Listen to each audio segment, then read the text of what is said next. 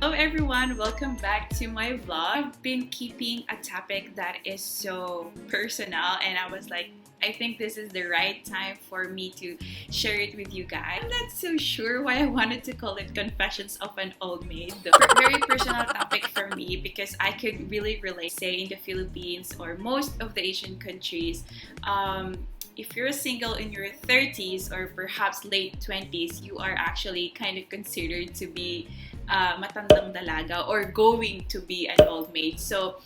And I think that is really the stereotype, and that's how most of our society view women in their 30s. My very purpose is that to share with you ladies my personal encounter and experience, hearing those phrases, hearing those feedback from the other people. I'm on my early 30s, and to be honest, I have been in a transition of how I look getting married and having a family. Because when I was young, I used to be a very idealistic kind of person. I would always think that that's gonna be my end point, like that should be my end result, you know, like we do life, we do our career, we try to be the best in everything we do. And you got into a relationship and then you get engaged and get married and have kids, it's like, for me, it's the end of the world. No, I'm just kidding, but I felt like it will stop you from doing the things that you like. So I had this thought of like, I'm not gonna get married and maybe I am not for that. Made myself so busy from everything that I have. I wanna think about it like that is not my priority. Nung tumanda ako, what? So weird. So nung tumatanda na ako, I was like on my late 20s already. Sabi ko parang, oh my gosh, parang this is real and I think marriage is not for me. And I started like to really pray for God's navigation. So I entered 30s, and that's the time that I hear people like looking down, not just to me, but nakakilala ko na kagaya ko na on their 30s, and we would hear like words that are hurtful and people would just really look down on us like, matandang dalaga ka na, like ano pa ba yung inaantay mo? Kahit sino na lang, wag ka nang mamili, di ba? So for me, like, why would I not choose, right? Lagi nilang sinasabi na, tatanda ka lang mag-isa, gusto mo ba yon? Walang mag-aalaga sa'yo pagtanda mo, yan ang lungkot naman ng buhay mo. Why would they say that? Napaka-lonely ng buhay mo. And I would just actually laugh at them. Yun lang ba yung tingin nila kapag wala ka pang asawa? Parang, ang asawa mo ba, or having a family ba would really satisfy you, like would really make you happy? Yes, I know that they will bring joy and they will bring so much love in your life. Pero syempre, hindi naman lahat ng tao will have a gift of a family or husband. Like, but it doesn't mean that they will lose their identity. They are less of value. I know that we have been experiencing a lot of pressure from many ways, like from many sources, I should say, like from our families, from our relatives, just like what I said, like they would always ask you the same question. I could handle it, like I don't really mind those comments, to be honest, kasi I know in myself what I want and when to have it. I have a friend, it's really funny because I was part of her bridal shower, get married, and then was the baby, and then I prepared for a baby shower, and then the first birthday of the baby, second birthday, and the third birthday. So sometimes I would feel that little pressure. Something that I'm really being so careful about is the pressure that I would feel inside of me. Like there's a lot of sources of pressure. Social media, like they will pressure you because they will post like, you know, couple goals and all those kind of goals, relationship goals, and yung mapapasa na oils pa na lang din talaga. Once you felt that self-pressure yung sa sarili mo, that could be very dangerous because it would actually just let you make crazy decisions, like wrong decisions. It will really bring so much challenge and struggles from you. I have felt that pressure, I think, few weeks ago, maybe because of the pandemic, and I haven't really been able to spend much time with real people. You know, I'm being locked down here for work, and yeah, and I could say that I have felt that pressure in me, like I I have to ask the Lord, like, Lord, kailan ba? I mean, meron ba talaga? And ano na ba yung status ko? Parang, what is your plan? Am I really have to pursue praying to be single forever?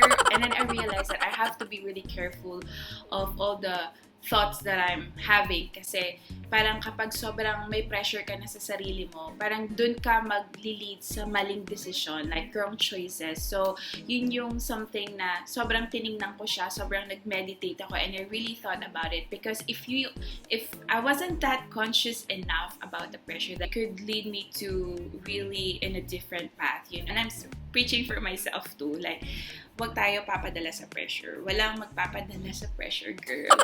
Pressure. Kasi our timeline is always different from the other people, you know. Kung sila, I mean, in their 30s, they have 2 kids, 3 kids, and they have even teenagers right now. Pero, and then ikaw, you're alone and you have your career. Para we all have different seasons in life. Such an overthinker. I'm the best overthinker ever. I have this thinking of there's a scarcity of men, of good men. I mean, there's a lot of men out there, a lot, but there is a scarcity of men. Ano naman ng matinong guys out there, like most of the matinong guys, perhaps they are taken or parang ang hirap ng humana, parang napaka-endangered species nila, no? Parang sobrang kailangan na talagang, as in parang wala na talaga of men. They just really want a very superficial kind of relationship. Favorite podcast is Heart of Dating. I mean, I like Kait Warman's podcast kasi she focuses more on relationships. And she had this topic about scarcity of men. Like, we really don't have to think about na talagang wala na. There are still, like, we still have hope na meron pang kakaiba out there rather than believing that there is scarcity. Like, there's abundance in everything. So I would rather choose, you know, to be alone rather than to end up in the wrong one. Might as well, I could be the right one. A joke that was shared to me. Nung early 20s tayo, sinasabi natin na parang, I want a doctor, gusto ko yung engineer, gusto ko yung lawyer, gusto ko yung mga ganon. Parang gusto ko ganito, ganyan. But when you enter your 30s, you will think about like, it doesn't really matter kung sino, basta mabait siya. Came to the point na kung saan, sa sobrang dami kong ideas, yung mga gusto mag-pursue sa akin before, like, wala akong nagustuhan. I mean, hindi ko naman nire-regret somehow na parang sana nag-try ako. Kasi I really prayed for that. And then, man lagi, always ideal yung situation. But I'm not saying that we have to lower our standards. I mean, should I say standard? In reality, you will not get everything you wanted. What I'm just saying na standard is like, I have this very particular preferences na kung saan something na yun yung gusto kong makita dun sa isang tao in case I will be given a chance. Kapag pala nasa journey ka na ng ganitong stage, parang you will try to let go of the ideals, but make sure that there is no compromise. Come to a point na kung saan it has to be balanced. Loneliness. Kasi I think this is pretty common. Bukod dun sa pressure na very famous. famous. But I think loneliness is something na we have to really look on. Kasi just like the pressure, if you are lonely and then you decided something just because you are lonely, then that's not really healthy for me. Kasi dumating din sa point na I felt lonely, especially ngayong pandemic wherein, ayun nga, hindi tayo nakakalabas, and then I'm working currently sa COVID facility, and to be honest with you, it's kind of depressing. I could see the worst part of COVID. If I start, nafe-feel ko na malungkot ako, I would like pause for a while and think about what makes me lonely. Times din naman na you will become lonely, but you know, it's really good that you know yourself kasi ano ba yung pinaguhugutan ng loneliness mo. It's a natural emotion. Like, we are lonely for something, but it doesn't mean that you're lonely. So, kailangan mo ng ibang tao. Kailangan mo ng guy sa life mo. So, for me, hindi yun yung solution to have someone to be in your life para masabi mo that you're not lonely. So, it's funny lang din kasi when you hear people like, for sure, mag-isa ka sa buhay, so lonely ka. And I will be honest guys, nga na, sometimes I feel lonely kasi lalo na pag yung mga occasion, Christmas. So naranasan ko mag-Christmas talaga maraming beses na mag-isa. Pero hindi naman siya yung lonely na lonely. I have this joy in my heart kahit na I felt like alone sometimes. Kasi when you started to dwell in your emotions, sobrang ang prone natin mag-create or parang mag-make ng wrong decisions. We are basing yung decision na yun out of our emotions. So something that I'm really careful about. But I could feel that thing na kung saan ganun yung tingin ng mga tao sa atin, tingin ng tao sa'yo. So hindi ka nag-iisa. Hindi ka nag-iisa. And I think that's really important that you surrounded yourself with other people as well. Like yung healthy people. Who cares kapag ka in your 30s or maybe late 30s and you're not yet married? I mean, that's okay. We all have our season, and as long as you feel whole and full, there is nothing and no one would lessen your value. I mean, you are beautiful and always believe that you can do things even without a partner, even without someone in your life. Getting married and having a family is not the end point of everything. More challenges, bigger challenges and struggles when you will have another one to think about.